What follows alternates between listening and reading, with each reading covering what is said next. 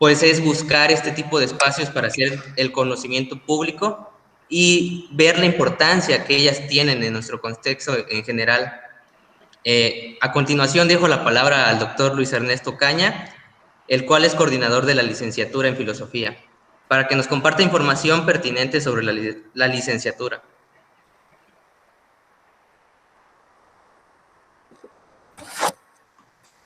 Ok.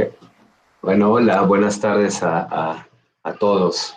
Bueno, yo agradezco la iniciativa tomada por este colectivo que recientemente está comenzando a trabajar, ¿no? El colectivo Doxa, que tuvo la intención, ¿no? Donde participan algunos estudiantes de la carrera de la licenciatura en Filosofía, para que permítanme, para que pudiéramos generar como este espacio para charlar entre todas las personas que de una u otra manera estamos interesados en temas de las humanidades en general, no solo de filosofía en particular, sino temas que están alrededor del amplio espectro de lo que llamamos las humanidades. Y en respuesta a esa petición que ellos me hicieron por escrito, de poderles apoyar, ¿no? En la cuestión de un espacio, en este caso virtual, pues hemos respondido dándoles nuestro apoyo para que ellos puedan contribuir también a este diálogo y sobre todo también que nos ayuden un poquito con este trabajo, este difícil trabajo de difusión de las carreras de humanidades, ¿no? Específicamente, creo que tres carreras, ¿no? En nuestra facultad, ¿no? Nuestra facultad que está, Facultad de Humanidades Campus 6 de la UNACH, ¿no? Cuenta con 6 carreras, ¿no? La de licenciatura en Pedagogía, licenciatura en Comunicación, licenciatura en Tecnologías de la Información y la Comunicación aplicadas a la educación, Filosofía, Lengua y Literatura Hispanoamericanas y Bibliotecología y Gestión de Información, ¿no? Creo que las primeras 3, Pedagogía, Comunicación y Tecnologías de la Información y la Comunicación aplicadas a la educación, se venden por sí mismas, ¿no? Es decir, tienen una gran audiencia, no es necesario hacer tanto trabajo de difusión porque captan semestralmente una buena cantidad de estudiantes, pero las otras 3 carreras, ¿no? Filosofía, Lengua y Literatura Hispanoamericanas y Bibliotecología y Gestión de Información, siempre están como luchando por abrir semestres, ¿no? Sobre todo en los semestres que no son como que los semestres fuertes, ¿no? Los del que entran en enero, siempre estamos como tratando de lograr el mínimo necesario para abrir nuestros grupos. Y no solo lograr el mínimo necesario, sino hacer que se mantengan, ¿no? Entonces, pues aquí este espacio está abierto, igual a los que nos están acompañando. Después vieron que es un ciclo de conferencias, de 5 conferencias que tienen la intención como de hacernos dialogar a todos desde nuestras diferentes áreas de formación de las humanidades, ¿no? Involucrando elementos de historia, teología, filosofía, literatura, ¿no? Que nos permitan generar este diálogo. Entonces, animarlos a ustedes también a que puedan ayudarnos a invitar, ¿no? A otras personas, compartir la invitación. Esta es la primera de 5 conferencias que nos han, o charlas, ¿no? Si le queremos ver así, que nos han propuesto este grupo, este colectivo Doxa, ¿no? De nuestros, participan algunos de los estudiantes de la licenciatura en Filosofía. Y bueno, nosotros estamos aquí también como para respaldarlos, ¿no? Entonces, nada más es como para invitarlos, ¿no? A la licenciatura, que conozcan un poco la licenciatura en Filosofía, ¿no? Que está en la UNACH, 8 semestres, con 3 como líneas de especialización, de las cuales estamos como trabajando 2 de manera más fuerte, ¿no? La de Filosofía Mexicana y Docencia Filosófica, que son las que estamos nosotros como queriendo impulsar muchísimo más, ¿no? Y ahorita estamos haciendo un trabajo de reconfiguración del plan de estudios, ¿no? Para poder ir proyectando ya después de, ahorita que estábamos platicando justamente, estamos entrando al 10º año de la carrera, entonces está muy bien que después del 10º año vengan una serie de transformaciones de esta, incluyendo también un tema que ha estado ahí, pero que todavía necesitamos incluir, lo que son las prácticas filosóficas, que es uno de los nuevos temas que actualmente se están trabajando, ¿no? Diferentes cuestiones de didáctica de la filosofía, prácticas filosóficas, consejería filosófica, filosofía para niños, filosofía en espacios donde normalmente no se trabajan estas partes. Y entonces es un poquito lo que quisiéramos hacer. En otro momento también me gustaría, ¿no? Eso no lo comenté en su momento con los integrantes de este colectivo, ¿no? Pero en su momento también me gustaría invitar pues a la maestra Yadira Rojas, que es la coordinadora de lengua y literatura, para que también pudiera comentar un poquito y darle difusión también a la licenciatura que ellos llevan, ¿no? Digo, no solo vamos a jalar agua para nuestro molino, también para que literatura también esté llevando, porque literatura y filosofía creo que pueden estar dialogando en todo momento, y bibliotecología, que también es una carrera que está bastante necesitada de personas que quieran también ingresar a estas licenciaturas, ¿no? Y yo con esto cierro. Me parece que las humanidades hoy en día son fundamentales, las diversas corrientes, ¿no? O disciplinas que formamos parte de esto que llamamos las humanidades.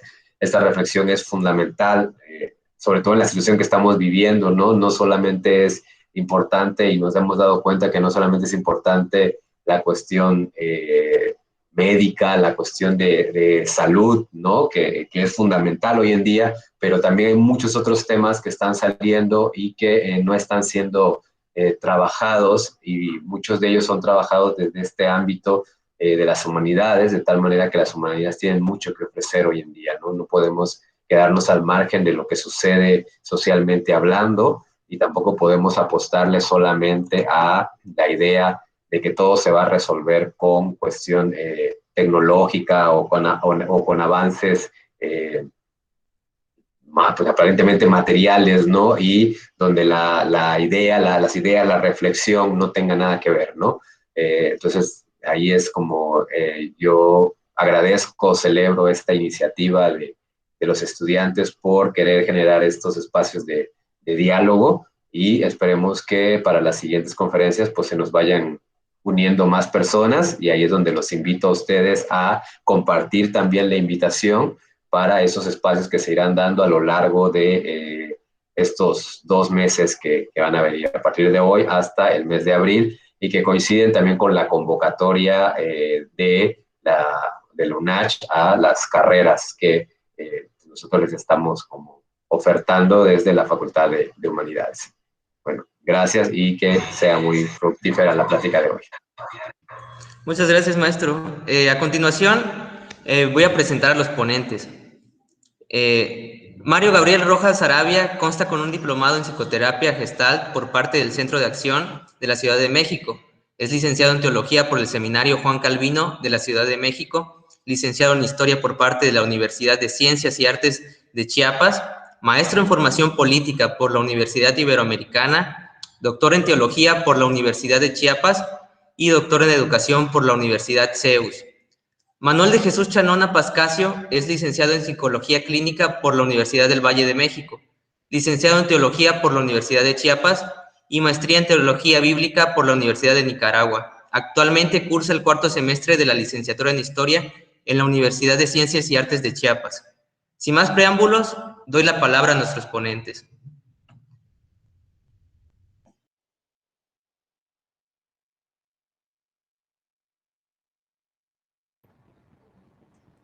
El micrófono está apagado, Gabriel. Esto es así conmigo, no dejen de preocuparse. Les decía, muchas gracias a la Universidad Autónoma de Chiapas, que abre estos espacios tan interesantes para el diálogo, para la conversación, para la charla, como ustedes la llaman, a esta serie de reflexiones, también diría yo, acerca de diversos temas que tocan a las humanidades. Y yo me atrevería a pensar y a decir que a las ciencias sociales también. Aunque ahí hay un debate, ¿no, compañeros, compañeras? En relación a si historia, lo digo desde ese trasfondo, si historia es humanidades o si es ciencia social, ¿no?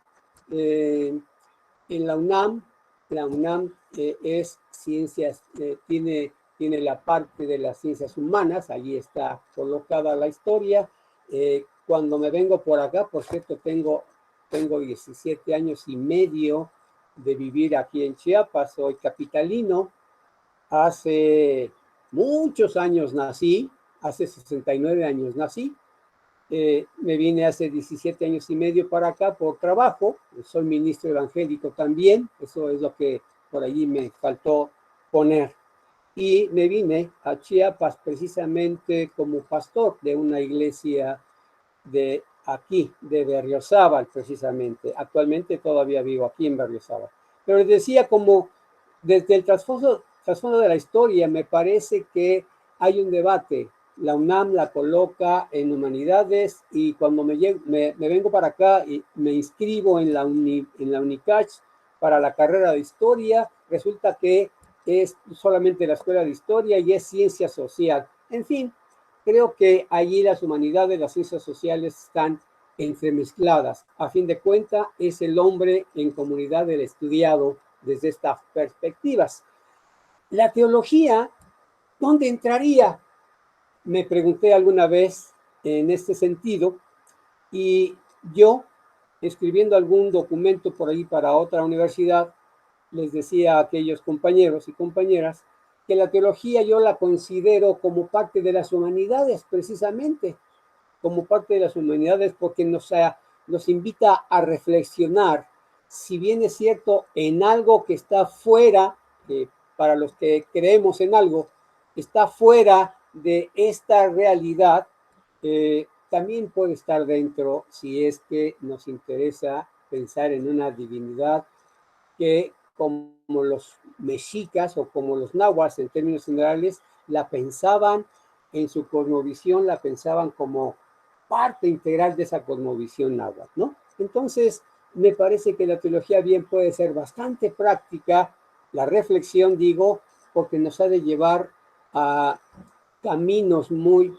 muy concretos en el aquí y en el ahora y hacia el futuro mediato e inmediato. Entonces, el tema que escogí cuando Manuel me hizo el honor de invitarme a esta charla, pues ya lo saben algunos de ustedes, para los demás se llama El culto tritoisaiano y sus consecuencias prácticas en el proyecto del reino de Dios. Y estoy considerando la última parte del libro del profeta Isaías. Como ustedes saben, como ustedes han leído, como ustedes han escuchado, la Biblia tiene sus bemoles, tiene sus problemas muy fuertes. Casi todos los libros, sobre todo el Antiguo Testamento, tiene un sinfín de problemas en cuanto a sus orígenes, ¿no? A sus orígenes humanos. Es decir, quién lo escribió, quién escribió el Génesis, quién escribió Isaías, en fin, en ese tipo de problemas. Y desde mi punto de vista, el libro del profeta Isaías, que contiene 66 libros, es el más amplio de todos los profetas del Antiguo Testamento. Desde mi punto de vista, no es tanto un personaje, sino más me inclino a pensar que son una serie de personajes, quizás anónimos y de diferentes épocas, que van escribiendo y a fin de cuentas, por allí del siglo V, siglo IV antes de Cristo, algún editor conforma el texto. En ese sentido, pues, ese es el trasfondo de lo que yo planteo como trito isaiano, como trito Isaías, es decir, el libro para algunos teólogos está contemplado, está dividido en tres partes. La primera parte del capítulo 1 al 39, la segunda del 40 al 55 y la última del 56 al final al 66, 10 capítulos. cada una de esas partes, habla de algo muy concreto.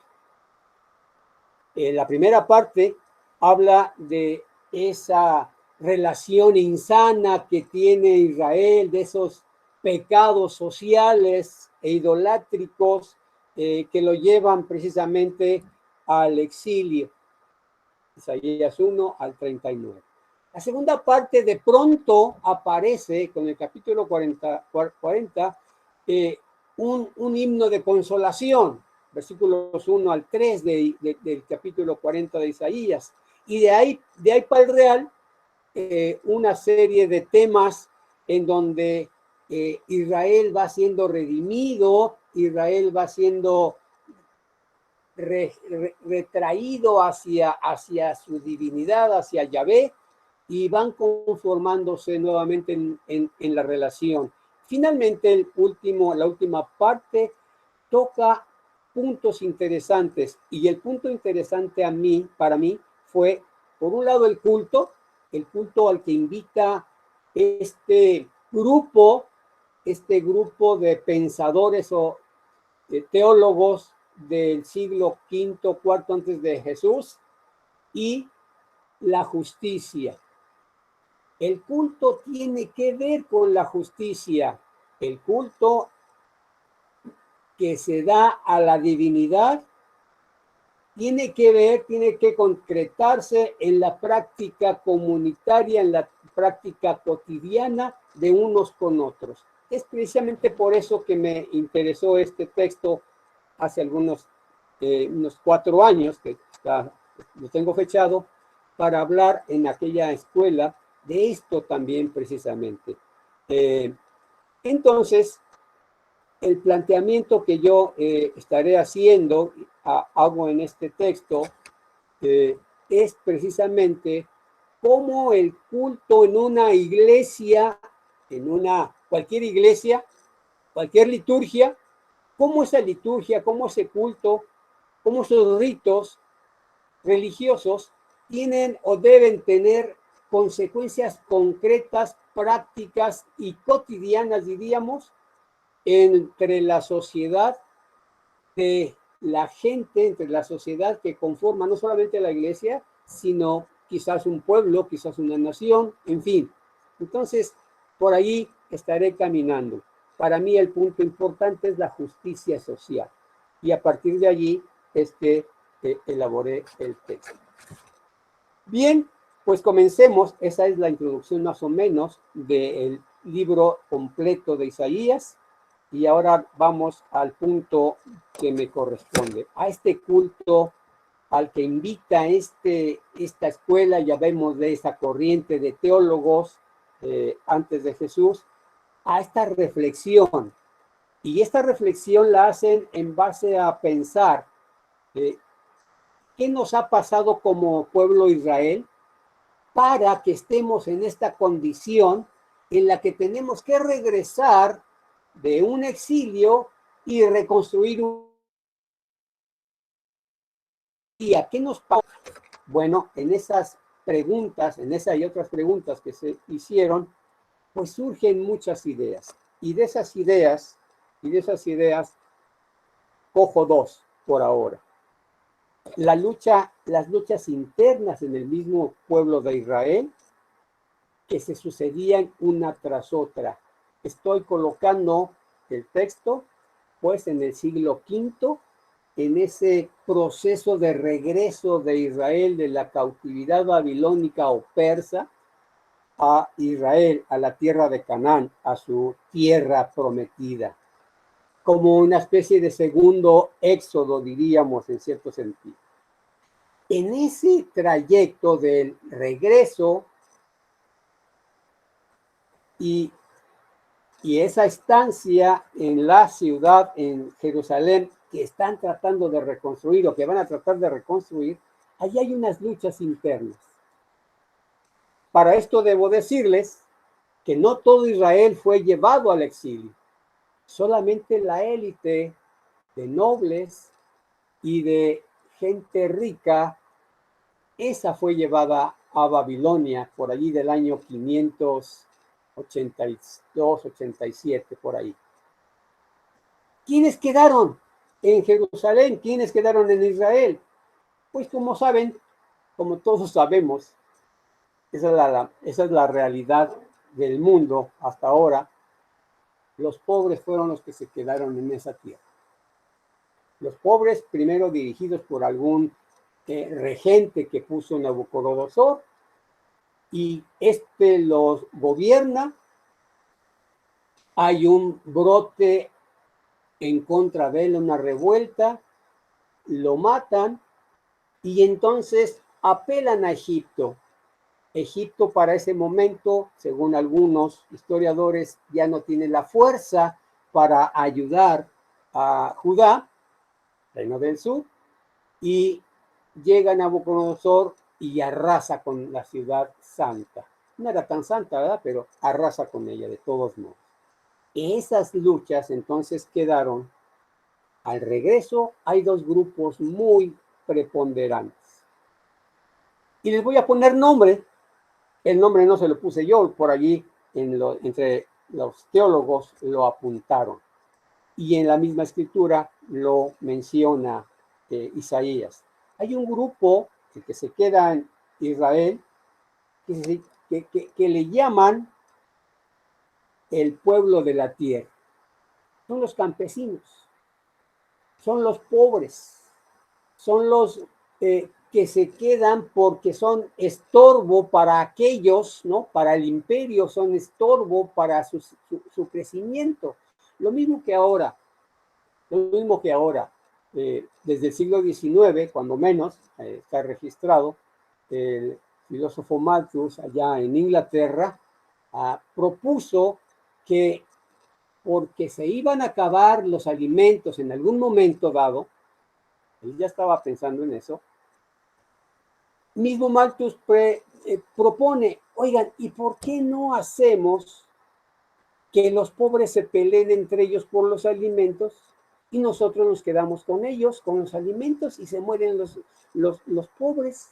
Porque los pobres siempre hemos sobrado en el mundo, lamentablemente.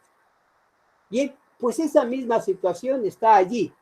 Los pobres sobran, no son llevados al exilio, se quedan a trabajar la tierra durante muchos años, 70, quizás más, y ahí quedan. Sobreviven en el país estos pobres. En tanto que los ricos y nobles que se fueron o fueron llevados al exilio, siguen prosperando porque son privilegiados y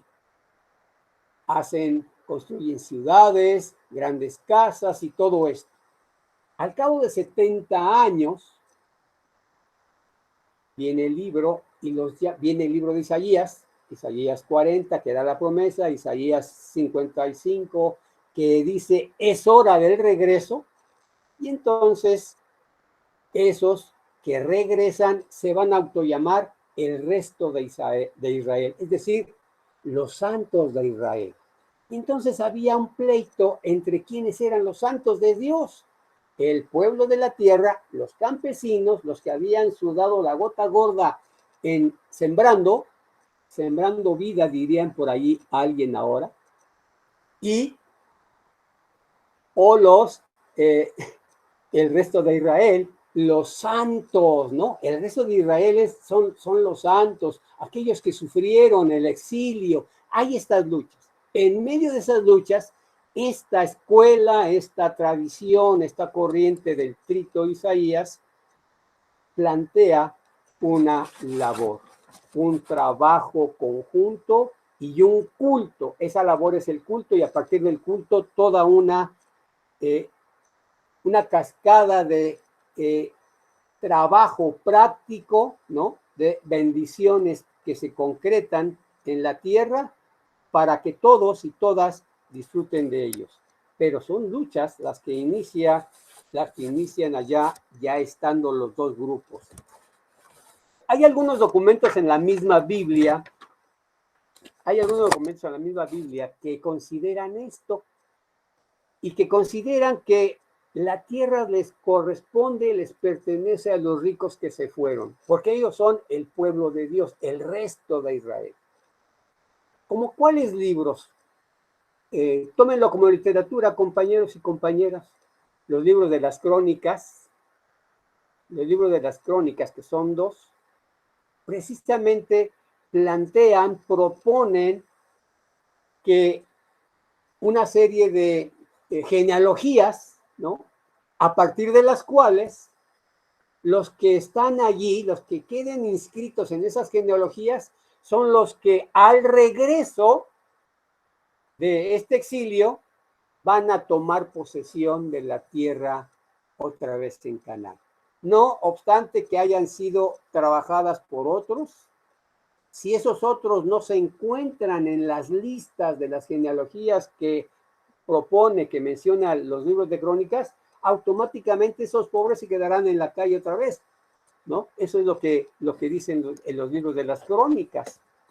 Y entonces hay una serie de movimientos allí en las que participan precisamente este tipo de teólogos.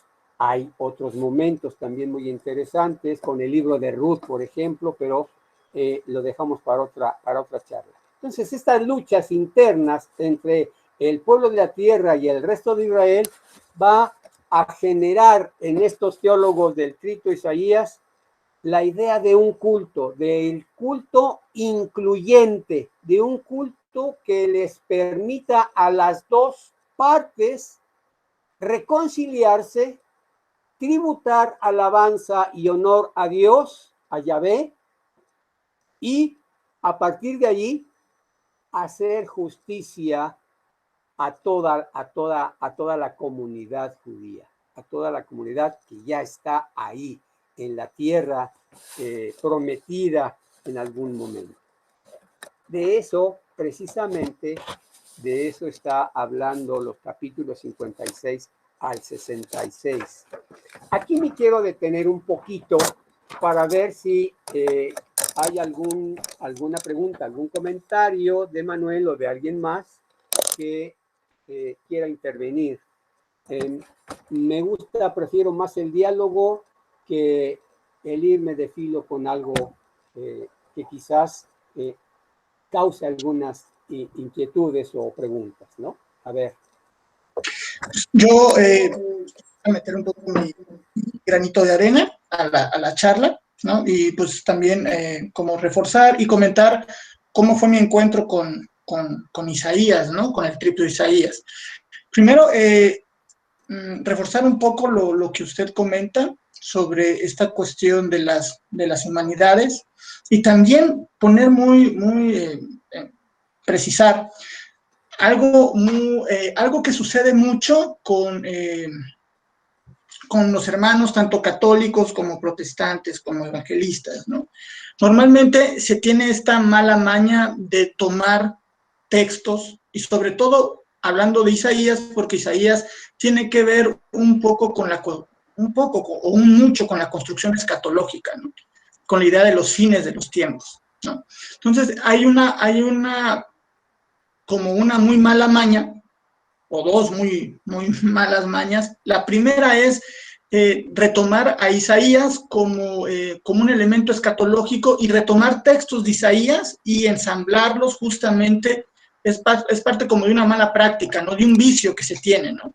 Encauzar textos de Isaías o de otros, o de Apocalipsis, etcétera, ¿no? Pero en este caso estamos hablando de Isaías, como para llamar un poco al temor y al fin de los tiempos, ¿no? Y pues vemos que pues hay un texto que es sacado de su contexto muchas veces, ¿no? Otro punto importante, esta posibilidad, creo yo, interesante e importante, de tomar al texto, sí, como un texto relativamente sagrado e importante, pero también no como un texto que no tiene un error, ¿no? Yo recuerdo que hay algo importante en este texto, y es que, bueno, cuando estábamos tomando el tema de la maestría, la persona nuestro profesor, justamente comentaba que una de las cosas maravillosas del texto de Isaías es que no respetaba una lectura lineal, ¿no?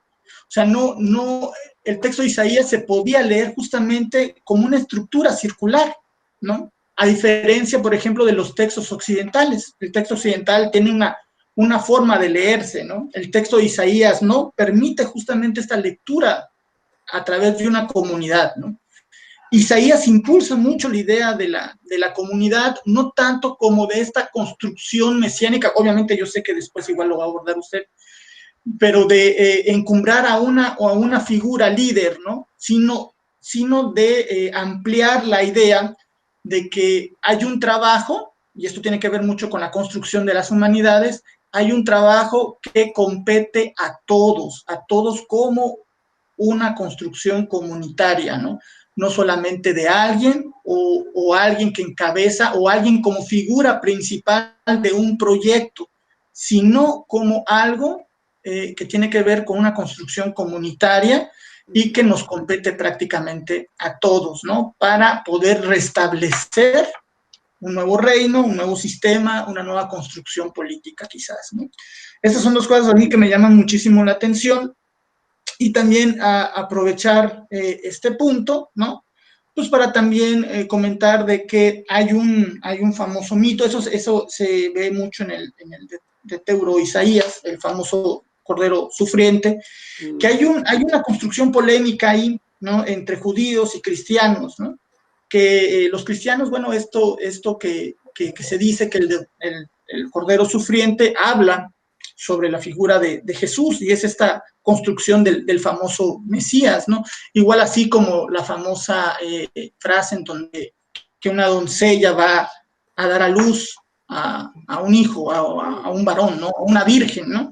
Que pues vemos, según que hay problemas ahí también de transliteración, ¿no? Y esto es importante también recalcar, que un texto bíblico pasa por procesos de transliteraciones y por errores de transliteraciones, ¿no? No se puede tomar el texto bíblico o una Reinita Valera o una Biblia latinoamericana como pie de la letra y como eso debe de ser, ¿no? Yo creo que es como muy importante.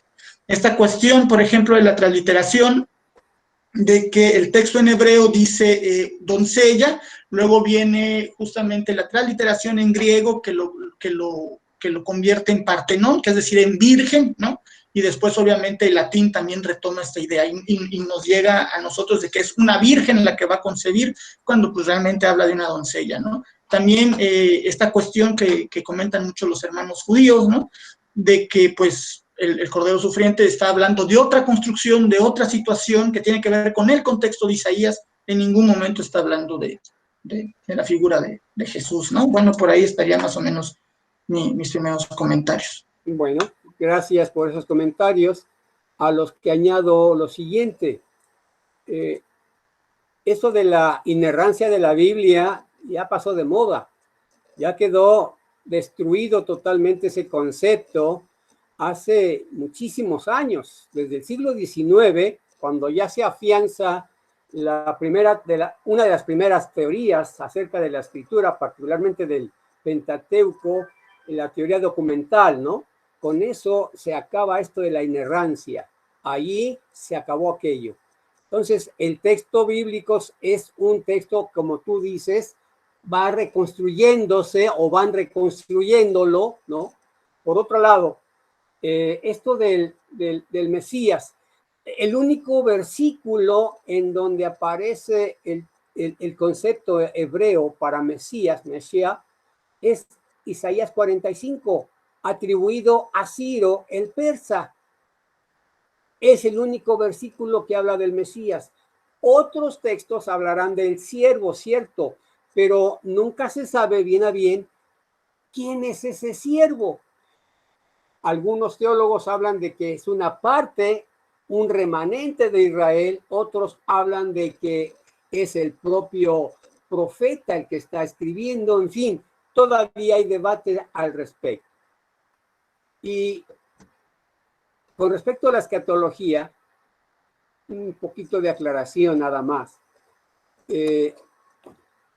Todo documento bíblico, y me parece que por ahí los compañeros de letras latinoamericanas podrán corroborarlo o corregirme, si es así está bien. Todo texto tiene cuando menos dos contextos, particularmente en la escritura. Todo texto tiene dos contextos, cuando menos. Y el libro de Isaías tiene su primer contexto muy diverso, muy diverso. Un siguiente contexto es el que logran los seguidores de Jesús, la iglesia del Nuevo Testamento, cuando lo cogen el texto y se lo apropian a Jesús, ¿no? Sobre todo el siervo sufriente de Isaías 52, 12, 53 al final, ¿no? El siervo sufriente, los editores del Nuevo Testamento se lo enjaretan a Jesús y se acabó. Y no hay más. Creo que hay una equivocación. El texto del Antiguo Testamento es uno, el texto del Nuevo Testamento es otro. Y si bien es cierto que el Nuevo Testamento interpreta al Antiguo, tampoco es necesario que siempre sea así. Entonces, cuidado con esto, ¿no? ¿De quién habla el profeta Isaías? No, a bien, no se sabe de quién, ¿no? No se sabe de quién. Pero esta parte escatológica obviamente surge, o apocalíptica también, surge en este espacio geográfico y temporal del exilio. Ahí es donde surge toda la apocalíptica, ahí surge en el libro de Daniel, parte de Ezequiel y otros tantos más, parte de Isaías 11, ¿no? Nacen ahí precisamente en este ambiente en donde Persia influye bastante en la religión judaica para ir conformándose. Es allí donde el judaísmo precisamente madura. Y teniendo varios escenarios, coge de ellos y los captura y los plasma en su cultura y aún en su religión. Entonces, por ahí, pues había que estudiar un poco más a fondo esto, ¿no? Pero así es, entonces. Esas son las aclaraciones que yo pudiera hacer respecto a lo que mencionas, Manuel. Entrando al texto, entrando al culto que decíamos es incluyente. Hay dos luchas, hay dos grupos sacerdotales en el libro y en el tiempo de este texto. Está, por ejemplo, Sadoc y está Leví.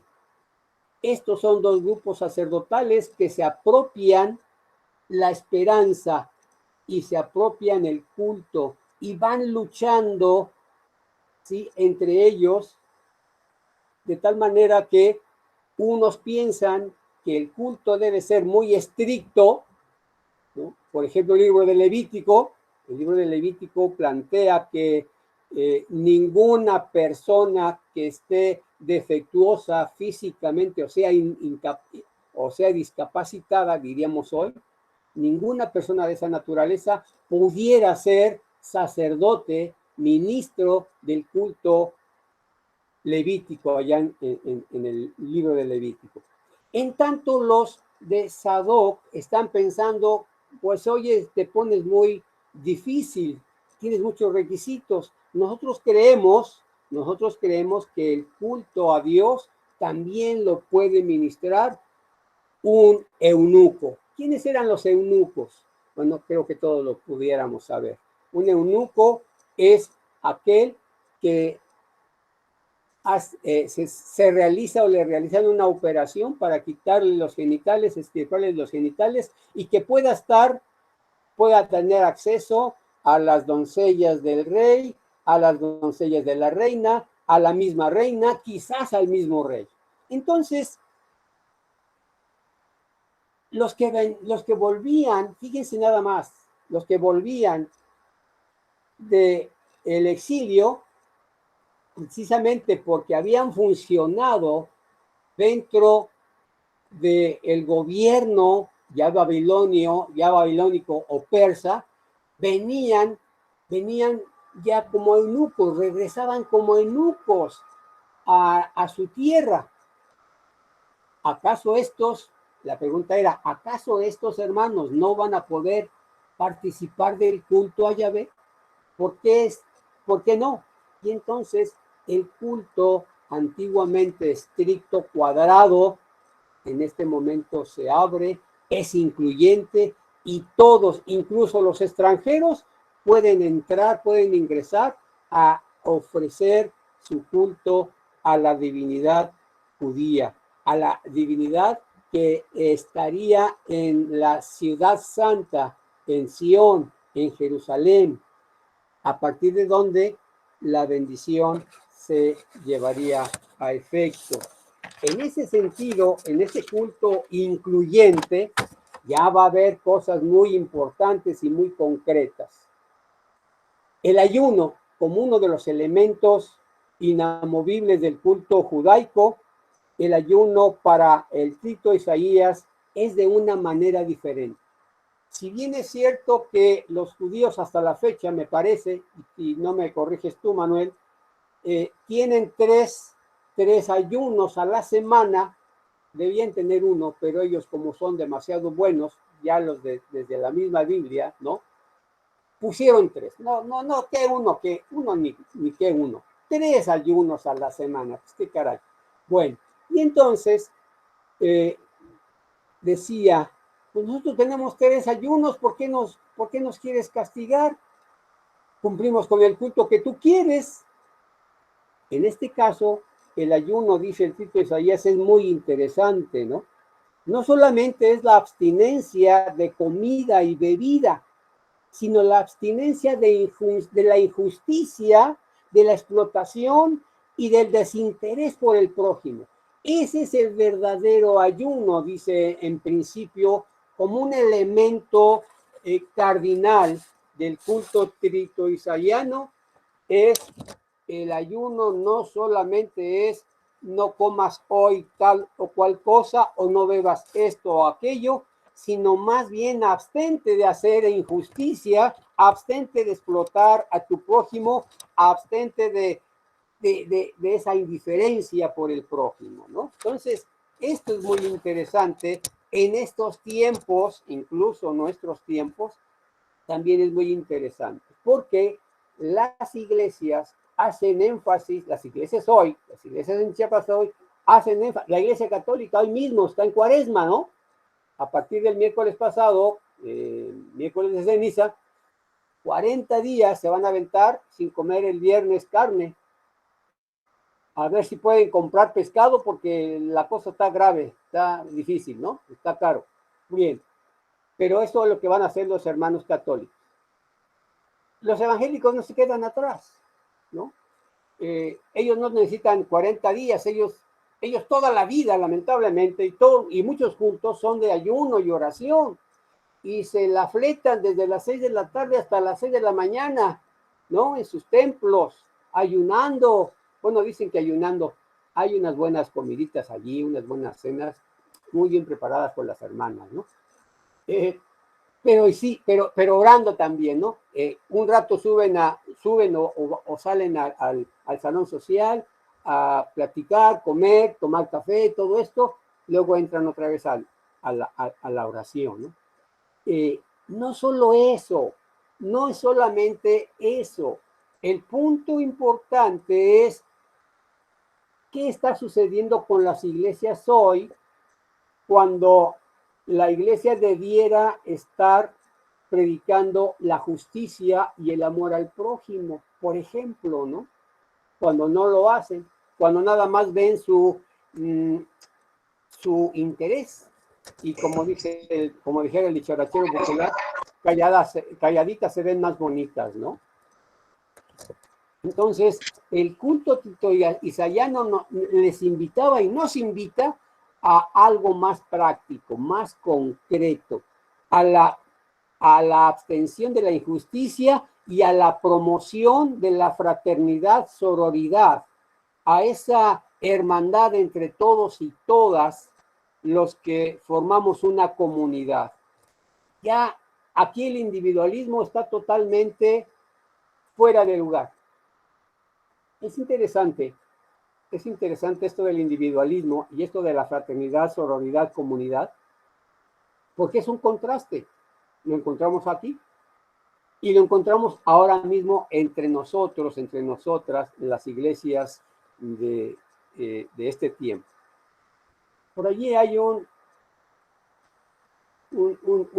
periodista, un profesor en la UNAM, que propone algo interesante respecto a este concepto cristianismo-cristiandad. Y él dice que la cristiandad occidental o moderna nada tiene que ver con Jesús. Fíjense qué interesante es esto.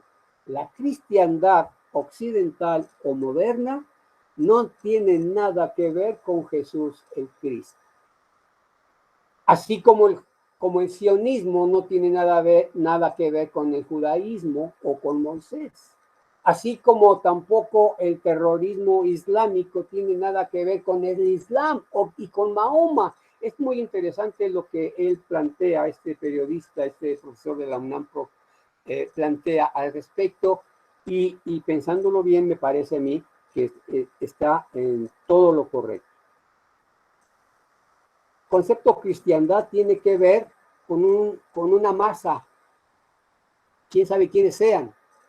Cuando hablamos de cristianismo, hablaríamos de grupos en particular, ¿no? Esa es una diferencia que él nos menciona también. Y este cristianismo es el del es la fraternidad, este cristianismo es la sororidad, este cristianismo es la comunidad, que entre ellos y ellas van planteándose una vida en común, ¿no? Entonces, el culto y el ayuno, ahí está un primer punto. Luego viene otro puntito, que es el de la confesión. Y cuando oímos confesión, pensamos que habremos de decir, de externar todos nuestros graves pecados. Pero más que eso, el escrito Isaías dice, no nos referimos a ese punto, nos referimos a una conversión real, a una conversión verdadera, en la cual nos volquemos llenos de arrepentimiento hacia el prójimo, hacia aquel que requiere de nosotros misericordia, ayuda, consuelo, lo que requiera. Entonces, esa conversión no es tan solo una reflexión allí de que, ay, sí, soy muy pecador y ay, caray, qué bueno que hay este momento de arrepentimiento.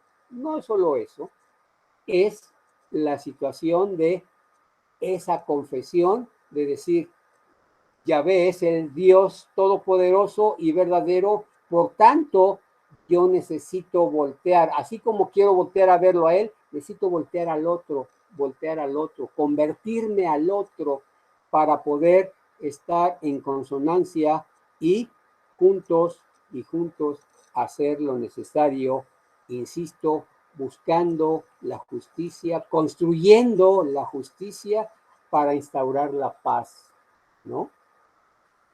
Y viene otro punto que es el sábado, la adoración y la recreación.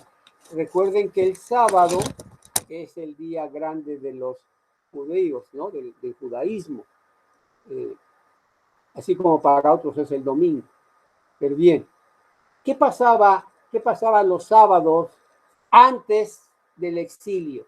Lo que pasaba en el sábado, los sábados antes del exilio, es que se cerraban las puertas de la ciudad y nadie podía entrar ni nadie podía salir si no era a través de dinero.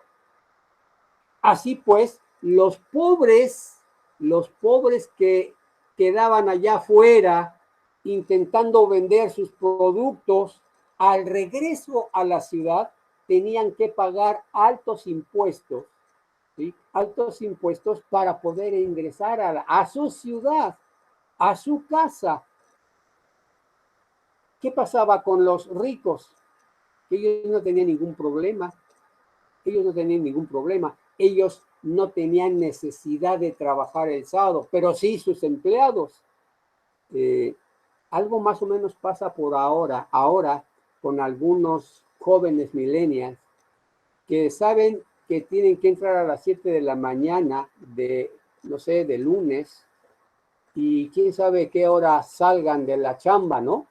porque si no trabajan, pues no hay suficiente dinero para vivir. Y no lo digo de memoria, conozco 2, 3, 4 millennials de la Ciudad de México y de por acá que están allí y trabajan sábado y domingo y no hay, no hay manera de descansar estos días. ¿Por qué? Porque los sueldos son bajos, el trabajo es mucho y necesitan estar constantemente allí pegados a la computadora para poder entregar los trabajos que las empresas a donde trabajan requieren, ¿no? Así que saben a qué horas entran, pero no saben a qué horas salen del lugar de trabajo, que puede ser ahora su casa, ¿no? Entonces, esa situación es, pero sin computadora, estaba ya en aquel momento, ¿no? Los pobres seguían siendo pobres, los pobres seguían pagando más y nunca veían la manera de seguir sobreviviendo. En ese sentido, pues el sábado, un día de alabanza, de recogimiento para el judío, pues tenía que ser empleado por los pobres para trabajar y tenía que ser empleado por los ricos para recibir el dinero devengado por aquellos pobres explotados, ¿no? Entonces, en ese sentido, lo que pide el culto tritoisaiano es una verdadera adoración y una recreación. Y este concepto de recreación lo manejo yo particularmente en 2 sentidos. Uno, en el sentido personal. Nosotros como seres humanos requerimos de tiempo, de algún tiempo para descansar, por un lado, para coger nuestro ocio como queramos, para distribuir ese ocio como queramos. Y segundo lugar, como somos recreadores, a la semejanza de la divinidad, como somos recreadores, entonces nosotros en ese tiempo podemos recrear, podemos ayudar a la tierra, a la madre tierra, a que se regenere. Creo que esta pandemia ha sido un buen sábado para la naturaleza, para la tierra, para la madre tierra. Creo que se ha dado un buen descanso, ¿no? La madre tierra, y creo que va recuperando algo de lo mucho que ha perdido en muy pocos años en que el hombre industrial ha estado presente sobre ella, ¿no? En 200 años más o menos ha habido una devastación enorme de el planeta, cosa que le llevó a la misma madre naturaleza más o menos 15,000 millones de años para estar bien, ¿no? Entonces eso es terrible. Eso es terrible. Y eso les dejo una preguntita por ahí. El desarrollo. ¿Cómo lo concebimos el desarrollo? ¿Cómo lo conciben los humanistas de humanidades y filosofía de la UNACH? ¿Cómo concibe el desarrollo cada uno de ustedes, cada una de ustedes, si es que hay mujeres presentes? ¿Cómo conciben el desarrollo? Es interesantísimo pensar en un concepto que hace unos 40 años más o menos, sí, más o menos por ahí, o 60, está en el aire, y ya no están en el aire en algunas universidades, ahí en la UNACH misma, en la UNICH, en la UNAM, en la UAM, en algunas otras, y nosotros como una universidad privada incluso lo estamos tratando de manejar, la decolonialidad, ¿no? La decolonialidad. Esto que tiene que ver con un montón de pensamientos que precisamente parte de los pueblos originarios. Por eso les pregunto ahí para que tengan un poquito de tiempo y se dediquen a esto, ¿qué es el desarrollo para ustedes? ¿Qué es el desarrollo para ustedes? A partir de qué concebimos como desarrollo, entonces concebimos lo demás. concebimos lo demás. Concebimos la educación, concebimos las ciencias y todo lo demás. Bien. Una reacción a esto que acabo de mencionar con todo lo anterior. Manuel, ¿alguien más? Creo que vi una manito levantada de Emanuel. No sé si quieres comentar algo, Emanuel. Desde hace rato vi tu mano levantada, pero ya no pude interrumpir. Sí tengo ganas de comentar algo. Buenas noches, por cierto, buenas noches. Buenas noches, Emanuel, comenta, te escuchamos. Gracias, qué excelente ponencia, la verdad me agradó mucho, muy interesante, felicidades. Nada más algunas cosas de lo que se iba comentando, sí me gustaría hacer una reflexión y a la vez preguntar, sobre todo en la parte esta de la denuncia social, sí, y también la cuestión del ayuno, de la abstinencia. Por un lado, en cuestión de la denuncia social, no sé qué opine, maestro, sobre la cuestión de la teología de la liberación, algo que en la Iglesia Católica ha marcado mucho, sí, y aunque en la actualidad tal vez ya no siga con la misma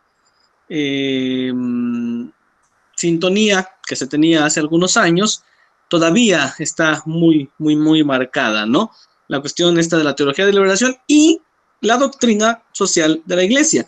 Porque prácticamente lo que usted comentó, que dijo que ya no se vivía, o que este autor de la UNAM, que no sé quién es, me gustaría saberlo, este autor de la UNAM que dijo que no se parecía nada a lo que era el cristianismo, a lo que es en la actualidad, no me gustaría saber el nombre, esto que se supone que no se estaba viviendo, que no sé qué, en el compendio de la doctrina social de la Iglesia, a mí me parece que hay una clara alusión a esto que usted decía que se ha perdido.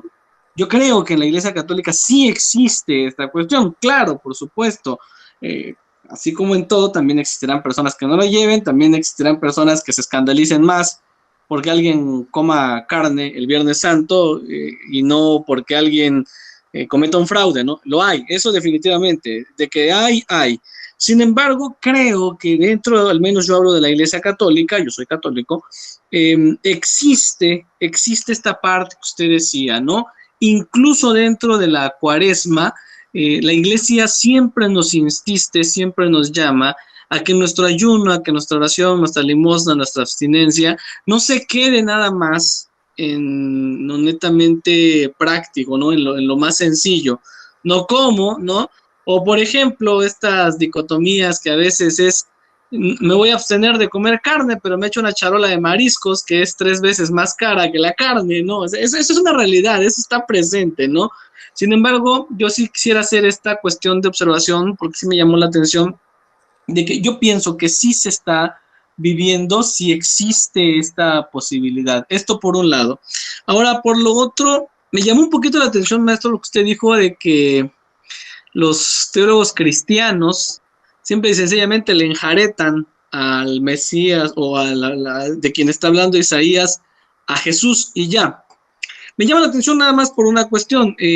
Yo creo que es cierto, Isaías no estaba pensando propiamente en el Jesús histórico, definitivamente, pero tal vez sí en el Cristo de la fe, ¿no? Yo pienso que también podría ayudarnos mucho a hacer esta reflexión y esta cuestión creo que no es solamente enjaretar, ¿no? Yo creo que no es solamente decir, pues sí es Jesús y no hay de otra, ¿no? Sino que también es fruto de una reflexión bastante grande. Yo creo que existe esta tradición reflexiva y también una reflexión que en la actualidad lleva aproximadamente 2000 años, ¿no? Pasando por San Agustín, por Santa Tomás y llegando a Karl Rahner, llegando a von Balthasar, llegando a Joseph Ratzinger, que creo que también tienen mucho que decir, ¿no? Son estas dos cositas que a mí sí me gustaría que sí, se pudiera puntualizar más. Muchas gracias por la oportunidad. Muchas gracias. Gracias por las observaciones o aclaraciones. Sí, con respecto a la Iglesia Católica, como usted ha de saber, hay dos corrientes, cuando menos. Está la corriente más conservadora de la Iglesia, la jerarquía católica, ahí está muy presente. Y está, por otro lado, por supuesto, los grandes teólogos de la liberación, ¿no? Que me parece a mí han entrado en una segunda, tercera fase en cuanto a sus propuestas, o cuando menos en el entendimiento de estas propuestas que hicieron hace ya por ahí de los 60, 70 del siglo pasado. Se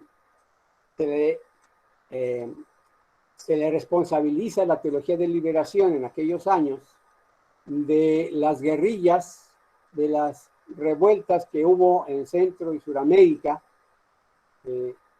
como responsables de azuzar a esos pueblos explotados para levantarse en armas.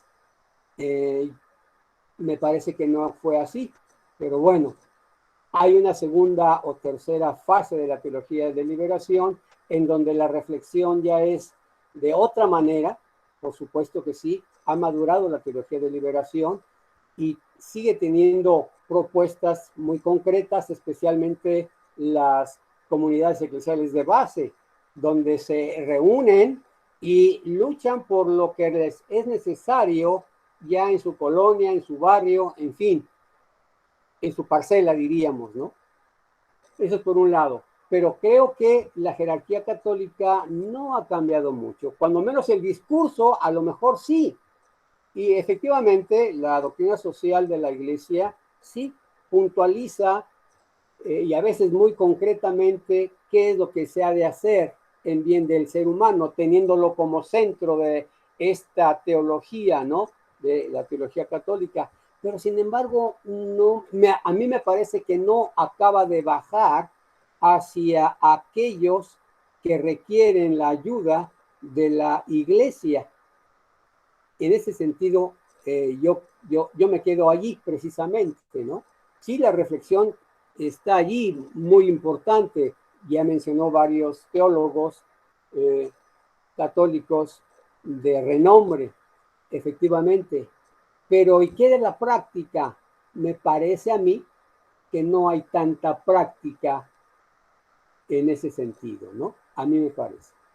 Por lo otro, por lo de Jesús, si nosotros vamos al Nuevo Testamento, por ejemplo, en los primeros sermones de los apóstoles, Pedro, por ejemplo, que tiene registrados cuando menos 2, 3 en el libro de los Hechos, allí nos vamos a encontrar con que sacándose, y disculpen la frase, pero sacándose de la manga algún texto del Antiguo Testamento, me parece que es el Salmo 16, lo pone ahí, lo coloca allí en su sermón y punto. No hace ni exégesis bíblica, en fin, por supuesto que no hay los elementos, o cuando menos los elementos que hoy conocemos como hermenéutica, como exégesis, como crítica textual y todas esas cosas, no las toma en cuenta, no las toma en cuenta que usa incluso Pedro, Pablo y todos aquellos predicadores del Nuevo Testamento, usan la versión griega de la Biblia, usan la Septuaginta, un texto que hoy mismo los evangélicos no quieren referirse a él, ¿no? Y cuestionan por esos libros de más o extrabíblicos, a hoy se llaman deuterocanónicos, que aparecen en la Septuaginta. Y aquellos apóstoles con las manos en la cintura cogen el texto de la 70 y predican con él. ¿Por qué? Hay un contexto griego, ¿no? Hay un contexto griego al cual hay que hablarle en su idioma, en su contexto y con un texto que les argumente, que sea suficiente. Por ejemplo, ¿no? Entonces, cuando hoy nos preocupamos por, no, a ver qué versión estás usando y que no que la Septuaginta, pues entonces quiere decir que tenemos problemas, porque la Septuaginta tiene 7 libros, actualmente tiene 7 libros más que la hebraica, y allí nos vamos en discusiones. Los apóstoles no tenían este tipo de discusiones. Cogían un texto, cogían otro y lo ponían dentro de su sermón. Y estudiando la estructura de un sermón, de Pedro, por ejemplo, mayormente, nota uno que nada más está el texto como puesto a fuerza, por eso dije lo enjareta, ¿no? Como texto a fuerza. ¿Y dónde estará la exégesis de este? Pues es difícil encontrarla. Por ejemplo, ahí está algo en ese sentido. Por supuesto, el Jesús histórico pues ha ido evolucionando en la teología cristiana, independientemente de cuál sea la corriente, ha evolucionado, por supuesto, hasta donde nos encontramos hoy precisamente, ¿no? Pero sin embargo, todavía la persona de Jesús nos trae conflicto, ¿no? En muchos sentidos. ¿Quién es ese Jesús histórico, no? Todavía la pregunta está allí puesta. Entonces, bastante difícil esto de Jesús y mucho más difícil decir que Isaías estaba hablando de él cuando estaba hablando de alguien que incluso algunos teólogos dicen a lo mejor estaba hablando de alguien ficticio, alguien que no, en la realidad no existe todavía o no existía en ese momento o no existiría incluso más adelante, ¿no? Entonces, sí, hay debate, por supuesto, profesor, hay debate en ese sentido de muchos textos y la Biblia misma sigue estando en debate.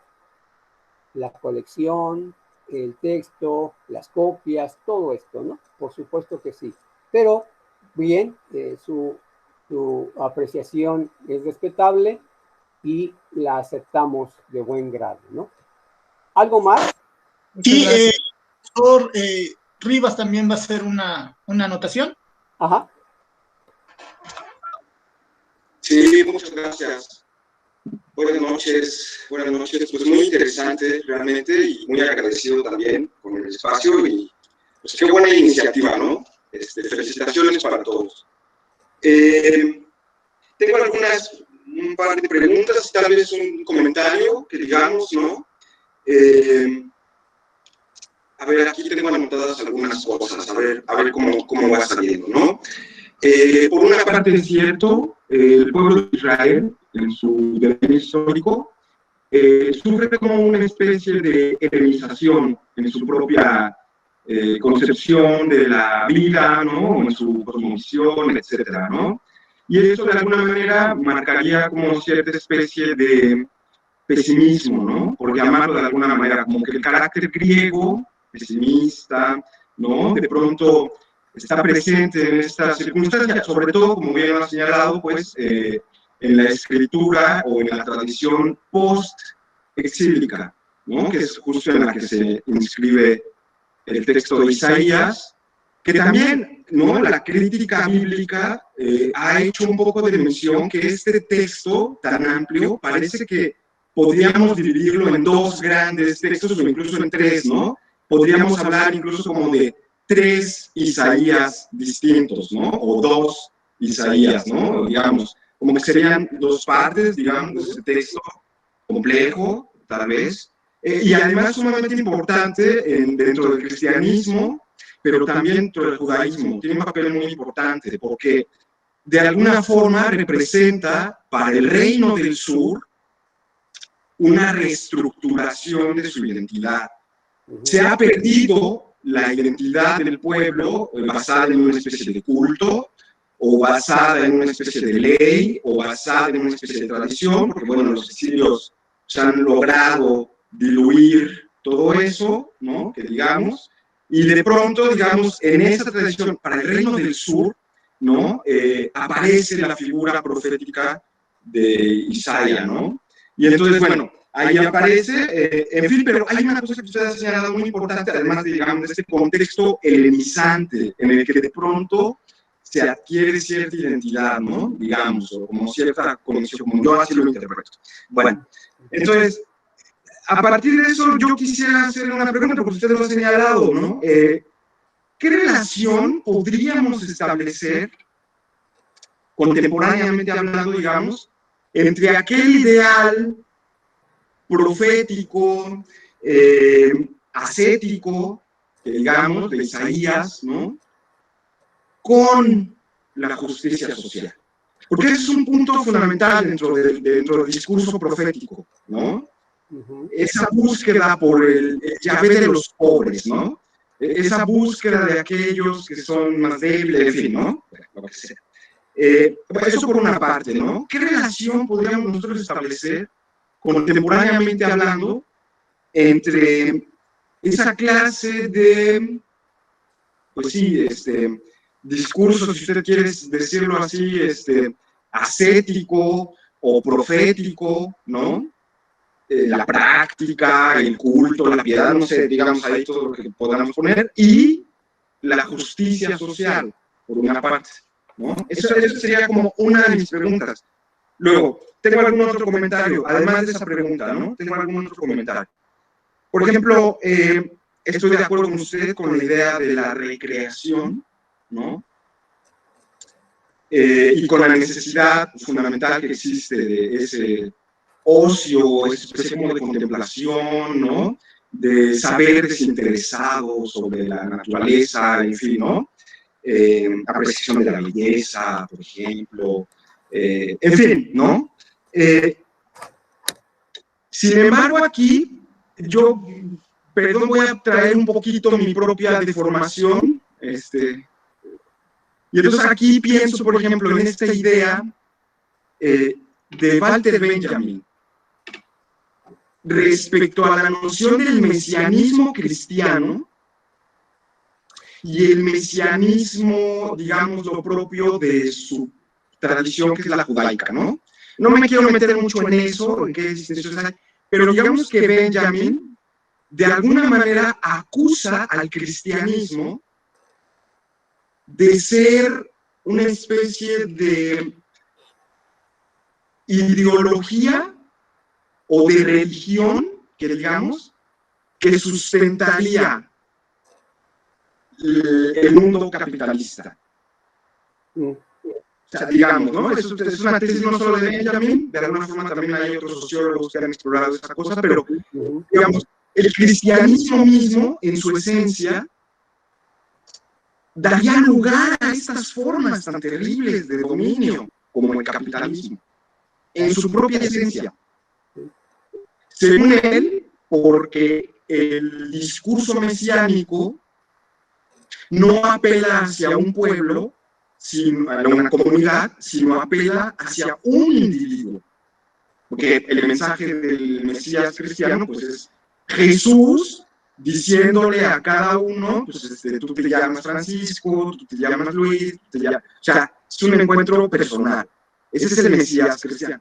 Entonces, ese individualismo, ¿no?, que Benjamin descubre, ¿no? Entonces, esa idea de recreación, ahora sí, ¿cómo podría estar fuera, dentro del cristianismo, de esa lógica? Bueno, voy a crear algo que sea útil, voy a crear algo que me satisfaga, voy a crear algo o me voy a satisfacer en esa búsqueda, vamos a decirlo así, subjetiva, ¿no? O individual. Esa es como mi noción, ¿no? Respecto a la idea de recreación. Y se liga justamente con mi noción de desarrollo, ¿no? Ya para terminar, o sea, más que pensar en un desarrollo,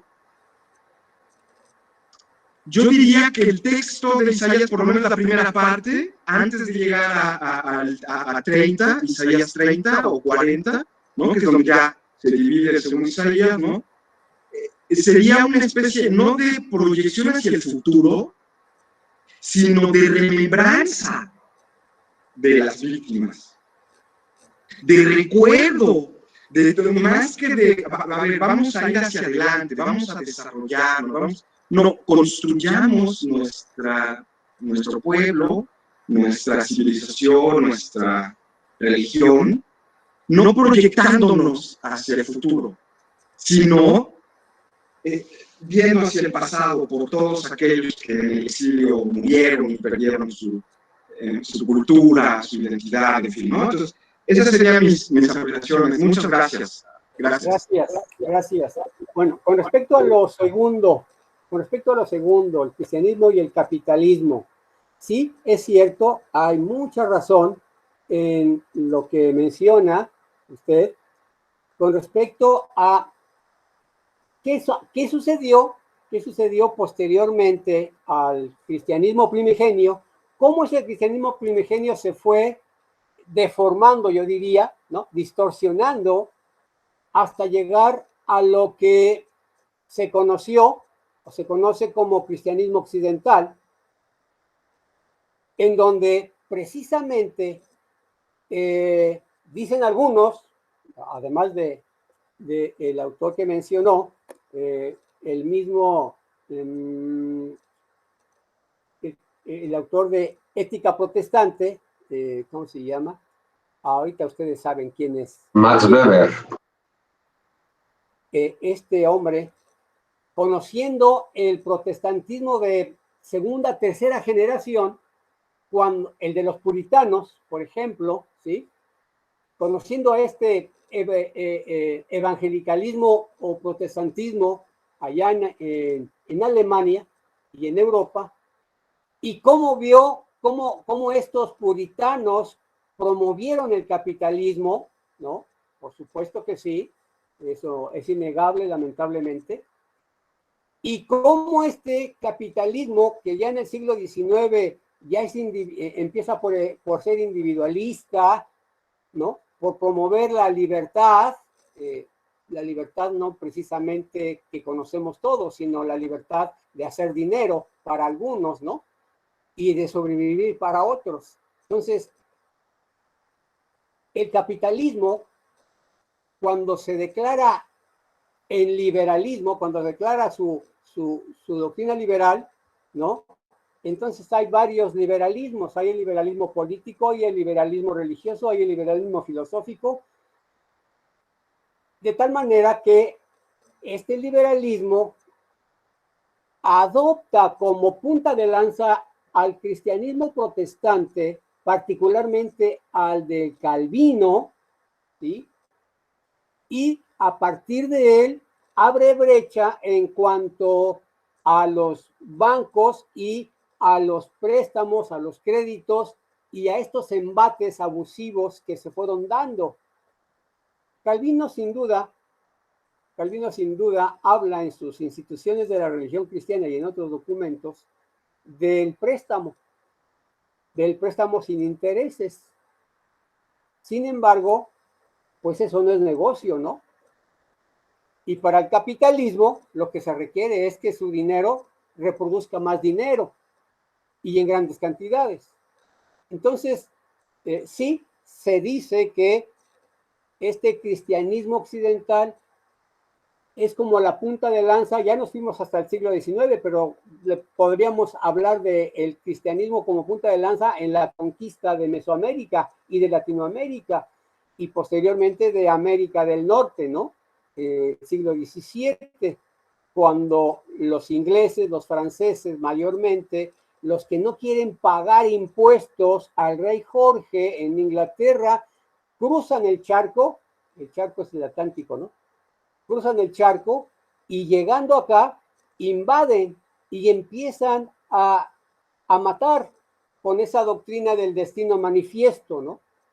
Con el destino manifiesto, que posteriormente en el siglo siguiente, 1800, 1700, llegando a 1800, Adam Monroe dice América para los americanos. Y entonces esto ya no es, yo digo, desde mi punto de vista, esto ya no es cristianismo, ¿no? Lo que vinieron a proponer ni españoles ni ingleses en América fue cristianismo, fue una ideología occidental que surgió de la mano del capitalismo, de la mano del cristianismo y que ahí fusionados hasta ahora mismo, porque la cristiandad o cristianismo occidental, cuando menos la cultura occidental se confiesa cristiana, ¿verdad? En algún sentido, ese cristianismo occidental es lo que está perjudicando hoy al mundo. Por supuesto que sí, lamentablemente, para vergüenza mía, diría yo, ¿no? ese cristianismo está perjudicando, ese cristianismo, o sea, caricatura de cristianismo está perjudicando al mundo, porque es una de las religiones más invasivas y más destructivas en cierto sentido, ¿no? Eso es verdad, eso es verdad. Mas eso no significa que sea prácticamente o realmente cristianismo, ¿no? Ahí sí yo pudiera poner una diferencia entre lo que el Cristo Isaías, el mismo Isaías, todo completo, si lo quisiéramos tomar, plantea, y lo que hoy se plantea como cristianismo, ¿no? Por otro lado, la primera pregunta, ¿cómo era, Francisco?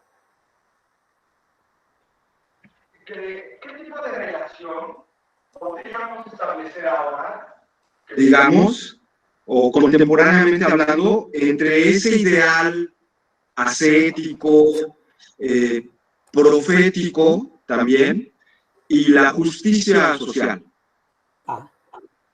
Bueno, eso es lo que algunos quisiéramos. Ese es el ideal, esa es la utopía. Llegar a la justicia social. Con llegar a la justicia social en México ya me conformaría yo, créanlo, realmente, porque la cosa está que arde aquí.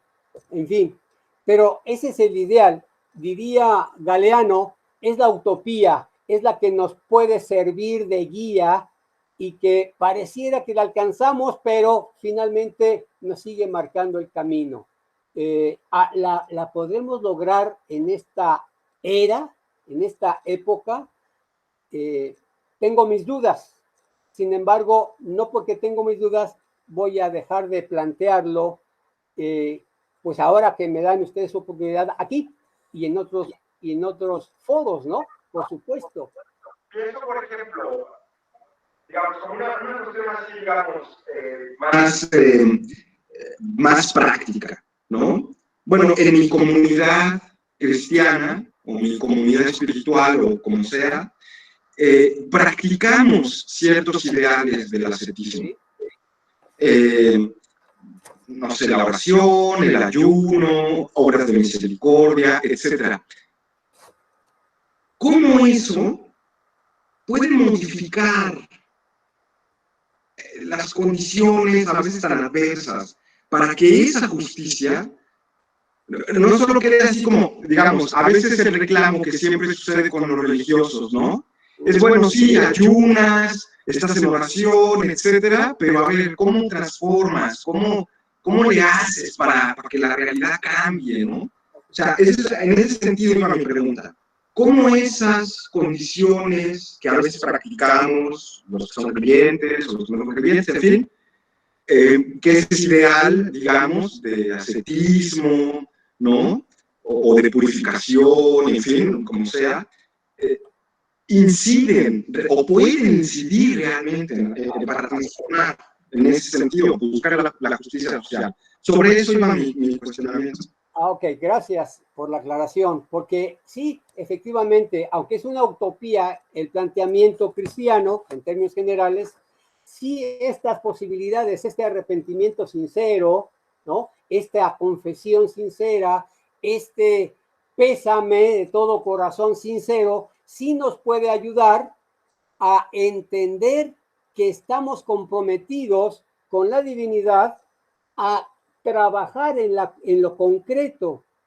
Y aquí precisamente en el texto, en la última parte que creo que es la que da respuesta a su pregunta, a su comentario, es allí, es esta revolución espiritual, ¿sí? Esta revolución espiritual que por un lado está en el culto, ahí quizás en 4 paredes, quizás sin paredes, en algunas iglesias no tenemos templos, ¿no? Porque no tenemos dinero, entonces nos reunimos en el patio de alguna casa y ahí se efectúa una revolución espiritual, perdón, esa revolución que nos hace conciencia, ¿no?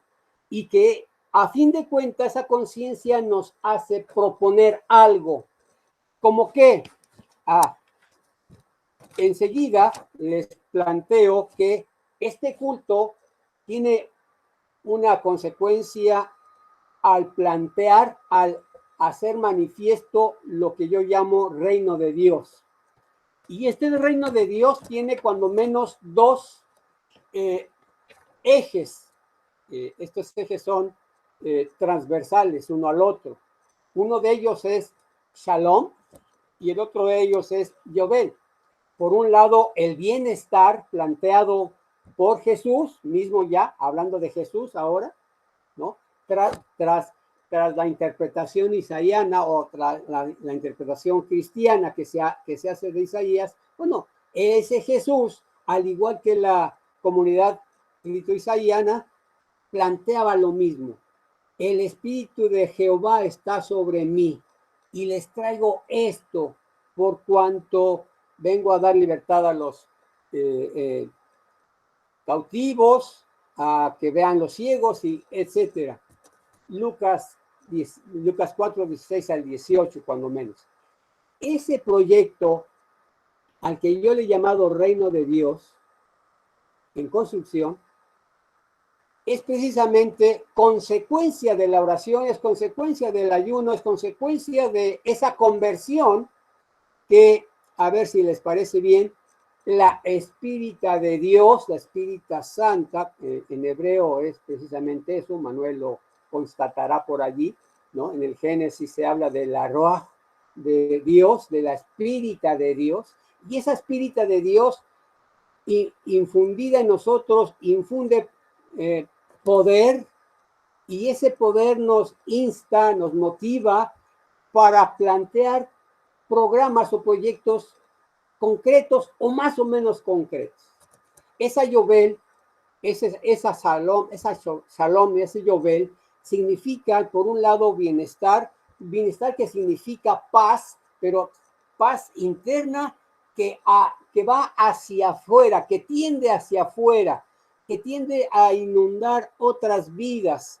Una paz no precisamente tan abstracta, sino una paz que se traduce en trabajo, en justicia, en libertad a los presos. Aquí en el texto, por ejemplo, les doy un ejemplo, valga la redundancia, y hablo de que la iglesia, por ejemplo, lo que puede hacer una iglesia inspirada por esta Espírita Santa, lo que puede hacer es, en México se habla de un 42%, si no estoy equivocado, de presos que están allí, a los cuales no se les ha hecho juicio alguno.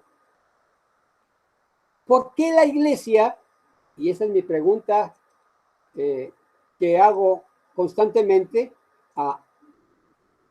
¿por qué la iglesia, donde tiene abogados, especialistas en este tipo de derecho, que tiene trabajadores, trabajadoras sociales y cuantas otras profesionistas más, ¿por qué la iglesia no hace unos buffets de trabajo y se dirige a estas penitenciarías, se dirige a esos juzgados y replantea una tras otra vez la liberación de esos cautivos?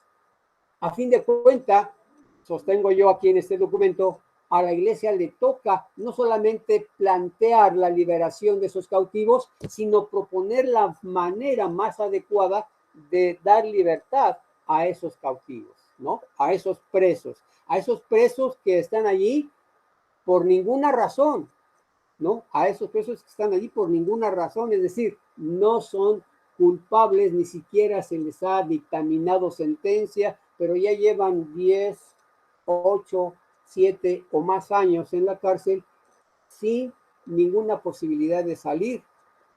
E insisto, muchos de ellos son, el 42%, dicen las estadísticas, son inocentes, ¿no? Entonces, la iglesia precisamente puede hacer eso. Muchas iglesias se preguntan, ¿con qué dinero? ¿Quién va a pagar eso, no? Ese es el punto débil de la iglesia, pero el punto débil porque queremos que sea punto débil. La iglesia, a fin de cuentas, algunas, cuando menos algunas iglesias, algunos grupos fuertes llamadas iglesias, tienen dinero para hacer cuando menos un trabajo. Ahora bien, ¿cuál es la otra imposibilidad? Que estamos desconectados todos en la iglesia, ¿no? Unos somos esto, otros somos aquello, otros son aquello, y entonces esas diferencias, dado que somos inmaduros, no las podemos sobrepasar, y entonces esto nos impide llegar a los demás hermanos, a las demás hermanas, a las demás iglesias, y decir, unámonos y juntando dinero, pues hagamos algo, comencemos a hacer algo por estos presos. Algunos son políticos, ¿no? Algunos son inocentes, en fin. Ese es un ejemplo que yo daría en cuanto a este mensaje utópico, profético, al que nos llama la atención Francisco. Esa sería más o menos mi respuesta en ese sentido, ¿no? Sí, el culto debe tener una concreción en la vida cotidiana. De no ser así, es ocio, diríamos, y no sirve para nada. Pues yo creo que ahí terminaría yo mi participación, si no hay más que decir. Sí, yo quisiera hacer algunos comentarios también al respecto, y más o menos lo que lo comentaba Francisco. Y también abordando un poco uno de los temas centrales del profesor Gabriel, esta idea como de una propuesta alternativa, ¿no?, a la construcción del reino de Dios. Sucede que al menos el texto bíblico, al menos el Nuevo Testamento, leído desde otra perspectiva y haciendo un poco hincapié a la cuestión del lenguaje original, sí se puede ver todo un proyecto en contra, ¿no?, del poder romano, ¿no?, del Kyrios, ¿no? De hecho, si nosotros checamos bien, a Jesús se le llama, se le nombra muchísimas veces en el texto de manera vocativa, como Kyrie, ¿no? O sea, o didascale, que es maestro, ¿no? Pero sobre todo siempre está la idea del Kyrie, ¿no?, que es obviamente el concepto del Kyrios, que es el concepto del Señor, ¿no? Nombre obviamente que se le aplicaba al emperador romano, ¿no? De hecho, por ejemplo, la propuesta de Marcos, Hiu tu Seu, que es hijo de Dios, pues tiene toda esta connotación, esta prédica hasta a la construcción romana. Recordemos que hijo de Dios era el emperador romano. Y por ejemplo, Lucas en algún momento dice esa famosa frase, ¿no? Y es textual, porque él habla justamente de que aquel que no aborrezca o odie a su madre o a su padre, y la palabra es misei, ¿no?, que significa odiar o aborrecer, ¿no?, no puede entrar al reino de Dios. ¿Qué sucede en ese contexto, ¿no? En ese texto, bueno, dice Jonathan Redd en un texto publicado por Editorial Sígueme, que se llama Jesús el Galileo, una arqueología a Galilea. Él menciona que justamente el concepto que pretende hacer la denuncia Lucas era en contra de la construcción del pater familia romano, ¿no? Claro. Esta idea de familia romana que tenía que ver mucho con la idea del imperialismo romano y que estaba conformado con la finalidad, obviamente, de generar estructuras políticas y sociales, así mismo como, por ejemplo, el concepto de amistad, ¿no? Obviamente la propuesta de Lucas es que todo quede en la nueva comunidad, y esa nueva comunidad, por obvias razones, es cristiana, ¿no? O sea, obviamente va a haber una propuesta en contra de la construcción de las ciudades, en contra de la construcción familiar, porque eso tiene que ver o está en correlación al sistema imperialista romano, ¿no? Entonces, sí existe otra propuesta desde los inicios del cristianismo, que desafortunadamente después, por esta cuestión de conquistas, de invasión, de occidentalismos, etcétera, etcétera, hay una transformación y mucho tiene que ver también, por ejemplo, San Agustín de Hipona, con el concepto de polis, por ejemplo, ¿no? Que lo menciona en Ciudad de Dios, el reforzar esta idea de quiénes son los elegidos o quién es el pueblo elegido de Dios, ¿no? Y quiénes son los bárbaros, un concepto obviamente aristotélico, ¿no? A otro punto también considero yo importante es obviamente dejar en claro que si hay desde el inicio del cristianismo hay una propuesta en contra para la creación de un reino de Dios. Estamos con los términos que mencionaba también Gabriel, el término shalom, ¿no? Que se traduce en el contexto del Nuevo Testamento como Irene, ¿no? Que significa paz, pero también está la Pax Romana. Esta Pax Romana que tiene que ver con la construcción de la invasión, es decir, yo cerco el poblado con mis tropas militares y te provoco una paz, pero es una paz inducida a través de un concepto de guerra, prácticamente, un concepto de invasión, ¿no? El Eirene es algo equivalente al Shalom, es una paz entre nosotros, entre comunidad, es decir, tú y yo, misbah, es en concepto hebreo, tú y yo nos cuidamos, nos protegemos y en una construcción de fraternidad, de comunidad que tenía que ver con toda esta construcción judía. Así está el concepto del Kyrios también, como el concepto del Shalom que mencionamos hace rato, cosas que son relativamente importantes. Como bien mencionaba Gabriel, el tema del Espírita Santa, ¿no? Cuando se hace esa transliteración, eso es en hebreo, ¿no? Que es como una construcción prácticamente femenina.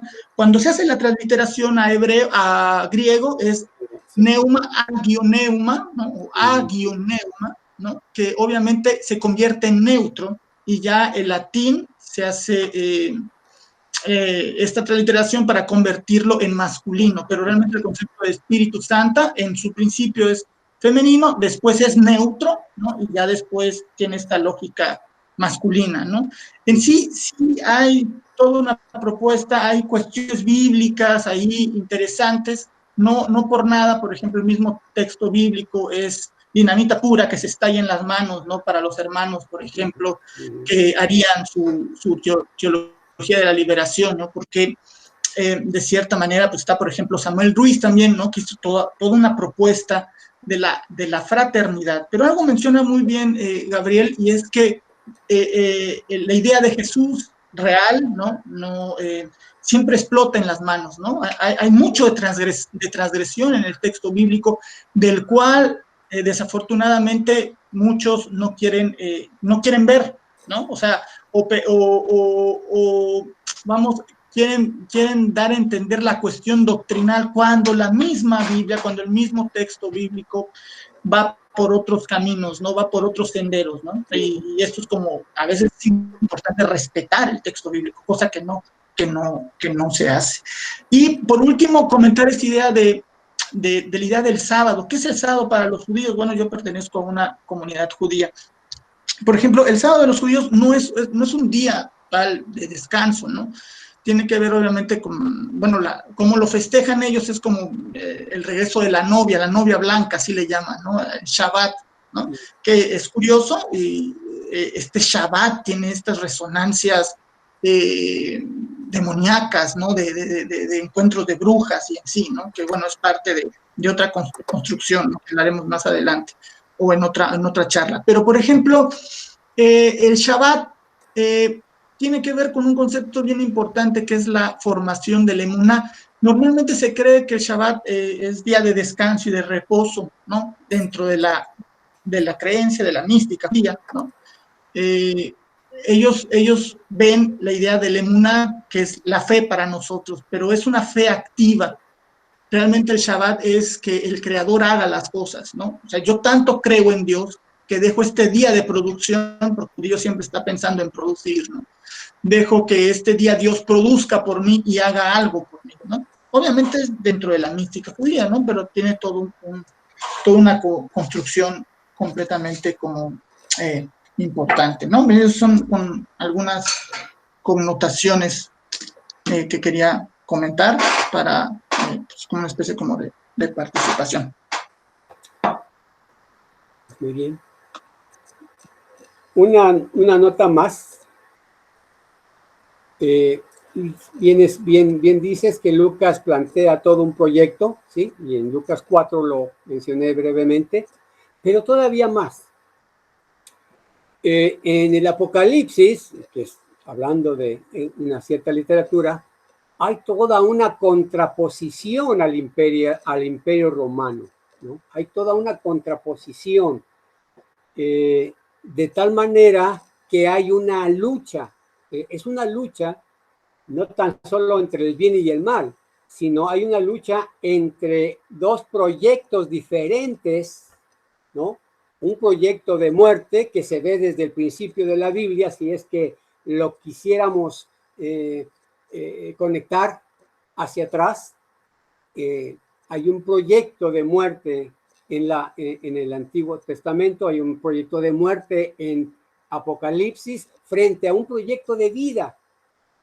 Frente a un Kyrios que no es Kyrios, está el otro que sí es Señor de los señores, ¿no? Y lo mismo que está en Éxodo, por ejemplo, ¿no? En el Éxodo hay un faraón que es Señor y también va a aparecer por allí un Señor que es Yahvé, el Dios libertador de Israel, ¿no? Entonces, hay proyectos planteados ahí en la Escritura, diríamos que relativamente bien definidos, ¿no? Bueno, pues muchas gracias, compañeros y compañeras, a todos por su presencia y por esta oportunidad de platicar con ustedes. Bueno, pues para comenzar, me quería agradecer a todos. Gabriel, ¿vas a cerrar? Antes que nada, felicidades al doctor Gabriel Rojas, muy buena conferencia.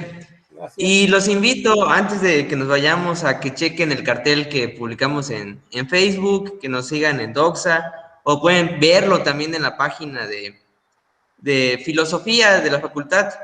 Ahí está el cartel, están las fechas de las siguientes conferencias, están invitados, y pues gracias por asistir. Gracias, muy amables. Bueno, pues ya para